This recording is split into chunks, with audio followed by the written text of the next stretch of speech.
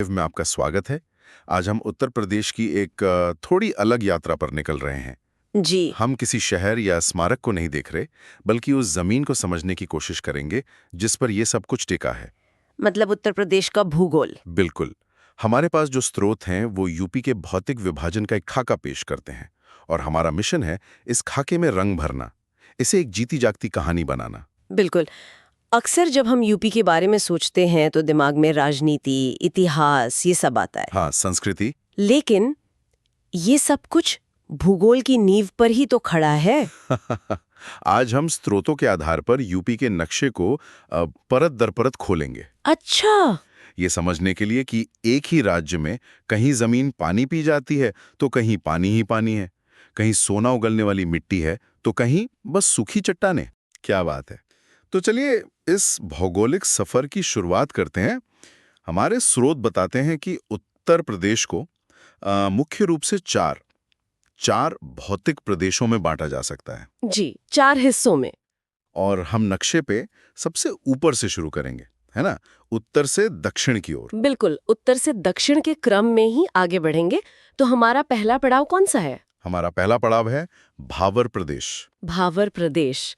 ये नाम सुनने में थोड़ा अनोखा लगता है ना? हाँ, बिल्कुल। ये शिवालिक की पहाड़ियों के ठीक नीचे है। मतलब उत्तराखंड की सीमा से सटा हुआ एक, कह सकते हैं, एक संकरी सी पट्टी है। अच्छा, एक गलियारे जैसा। हाँ, बिल्कुल। सोचिए, जैसे ही आप पहाड़ों से मैदानों में उतरते हैं तो जो पहला इलाका आपको मिलता है वो भावर है। सहारनपुर और बिजनौर जैसे जिले इसी पट्टी में आते हैं। भावर। तो इसकी पहचान क्या है? जब मैं ये शब्द सुनता हूं तो मेरे दिमाग में कुछ भारी, कुछ पथरीला सा आता है। आपका अंदाजा बिल्कुल सही दिशा में है। अच्छा। भावर की सबसे बड़ी पहचान इसकी जमीन ही है। कल्पना कीजिए, सदियों से हिमालय की नदियां जब पूरे वेग से पहाड़ों से नीचे उतरती हैं, हाँ, पूरी रफ्तार में। तो वो अपने साथ बड़े बड़े पत्थर, कंकड़, बजरी ये सब बहा कर लाती हैं। और भावर वो जगह है जहां नदियां एक तरह से थक कर इस भारी भरकम बोझ को पटक देती हैं। ओ। इसलिए यहाँ की पूरी जमीन इन्हीं कंकड़ पत्थरों से पटी पड़ी है। अच्छा, तो ये एक तरह का जियोलॉजिकल डंपिंग ग्राउंड हो गया। तो जाहिर है, जहां मिट्टी की जगह सिर्फ कंकड़ पत्थर हो, वहां खेतीबाड़ी तो बहुत मुश्किल होती होगी। मुश्किल ही नहीं, लगभग नामुमकिन। अच्छा। इस जमीन को कृषि के लिहाज से अनुपजाऊ माना जाता है, और इसका कारण सीधा है। मिट्टी की परत या तो है ही नहीं या बहुत पतली है, और ये जमीन झरझरी होती है, पोरस जिसे कहते हैं। मतलब पानी रुकता नहीं होगा? बिल्कुल नहीं। पानी डालते ही नीचे चला जाता है। इसीलिए आपको वहां बड़े शहर या घनी आबादी वाले कृषि केंद्र भी नहीं मिलेंगे।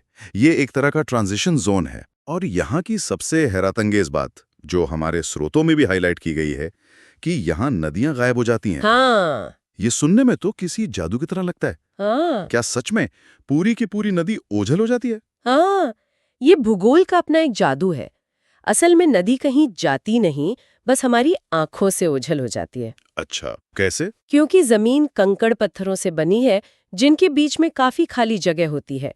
तो जब नदी का पानी इस इलाके में पहुंचता है, तो वो सतह पर बहने के बजाय इन पत्थरों के नीचे से रिस कर बहने लगता है। ओहो, अंडरग्राउंड। एग्जैक्टली। ऊपर से आपको सूखे पत्थर दिखेंगे, लेकिन उनके नीचे एक अदृश्य नदी बह रही होती है। इसीलिए हम कहते हैं कि भावर में नदियां लुप्त हो जाती हैं। कमाल है।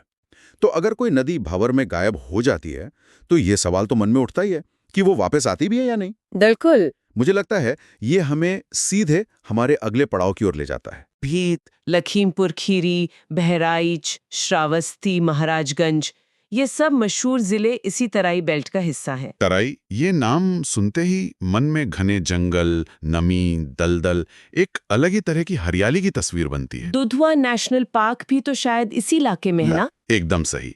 तराई की पहचान ही यही है।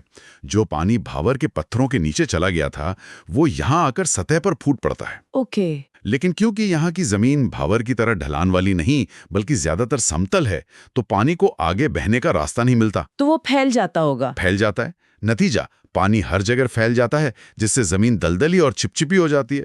और यही नमी और पानी यहाँ घने जंगलों को जन्म देते हैं। तो भावर की समस्या थी कि पानी रुकता नहीं, और तराई की खासियत है कि पानी जाता ही नहीं। हाँ, बिल्कुल। इस नमी और दलदल का यहाँ की जलवायु और खेती पर क्या असर पड़ता है? बहुत गहरा असर पड़ता है।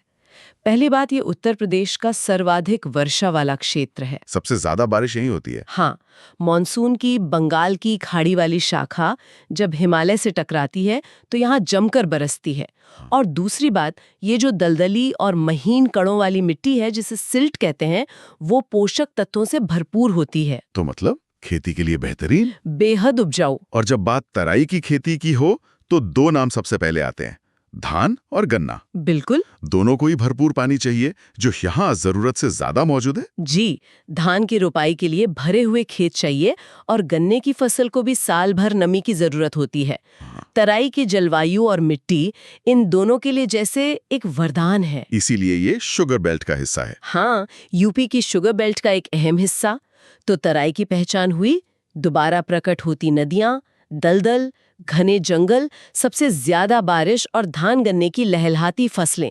तो हमने पहाड़ों से उतरे, कंकड़ों वाले भावर को पार किया, फिर नदियों के वापस आने वाले दलदली तराई से गुजरे। अब हम उस इलाके में कदम रख रहे हैं जिसे उत्तर प्रदेश का दिल कहा जाता है ना? हाँ, बिल्कुल। इसका सबसे विशाल और सबसे महत्वपूर्ण हिस्सा, गंगा का मैदान। इसे उत्तर प्रदेश की कृषि की रीढ़ कहना कोई बड़ी बात नहीं है। अच्छा, नक्शे पर देखें तो तराई के दक्षिण से लेकर लगभग पूरा मध्य और पश्चिमी यूपी को समेटे हुए ये विशाल भूभाग ही गंगा का मैदान है। इसका निर्माण लाखों सालों में हुआ है। लाखों सालों में? जी, गंगा और उसकी सहायक नदियों जैसे यमुना, घाघरा, गोमती, ये सब अपने साथ जो उपजाऊ जलोढ़ मिट्टी मतलब अलूवियल सॉइल लेकर आई, उसी से ये मैदान बना है। जलोढ़ मिट्टी, स्कूल में पढ़ा था कि ये दुनिया की सबसे उपजाऊ मिट्टियों में से एक है। इसमें ऐसा क्या खास होता है? खास ये है कि ये एक जिंदा मिट्टी है। हर साल बाढ़ के दौरान नदियां अपने साथ पहाड़ों से लाए गए ताजे खनिज और पोषक तत्व मैदानों में बिछा देती हैं। अच्छा, तो ये एक तरह से नेचुरल फर्टिलाइजर का काम करता है? एकदम, ये एक तरह की प्राकृतिक खाद है जो हर साल मिट्टी को फिर से जवान कर देती है। इसी वजह से हजारों सालों से यहाँ खेती हो रही है, फिर भी इसकी उर्वरता बनी हुई है। ये तो अद्भुत है। और चूंकि ये इलाका इतना उपजाऊ और समतल है, तो जाहिर है कि सबसे ज्यादा लोग भी यहीं बसना चाहेंगे। बिल्कुल, यही कारण है कि उत्तर प्रदेश की ज्यादातर आबादी, इसके बड़े बड़े शहर, चाहे वो लखनऊ हो, कानपुर हो, प्रयागराज या वाराणसी, सब इसी मैदानी भाग में बसे हैं। जहां पेट भरने का साधन होता है, वहीं सभ्यताएं फलती फूलती हैं। जी, लेकिन इस विशाल मैदान में भी विविधता है। हम इसे मोटे तौर पर पश्चिमी और पूर्वी मैदान में बांटकर देख सकते हैं। ये एक दिलचस्प बात है। आमतौर पर हम इसे एक ही इकाई मान लेते हैं।